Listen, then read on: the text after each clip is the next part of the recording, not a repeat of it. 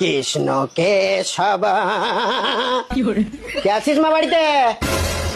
হ্যাঁ, এদের বাড়িতে এত লোকজন? বাবা বাবা, ঠিক জায়গায় চলে এসেছি আজকে। কি হয়েছে বলুন? বউটার মডেল ভালো। বলি কিছু ভিক্ষা দে মা। এই নাও 20 টাকা। কি 20 টাকা? তোমাদের বাড়িতে এত লোকজন, এত জুতো, আর আমাকে মাত্র 20 টাকা দিচ্ছ? আরে দাদু, তুমি ভুল ভাবছো। এই এতগুলো জুতো দেখছো, সব এমনি রাখা। আমার বাড়িতে তো আমি একাই থাকি। কেন সুন্দরী, তোমার ভাতার কোথায়? আরে দাদু, স্বামী গেছে বিদেশে, আমাকে রেখে দেশে। সেই জন্য তো ছেলে ছোকরার হাত থেকে বাঁচার জন্য জুতো রেখেছি কারি করে। আমি ঠিক ধরেছি।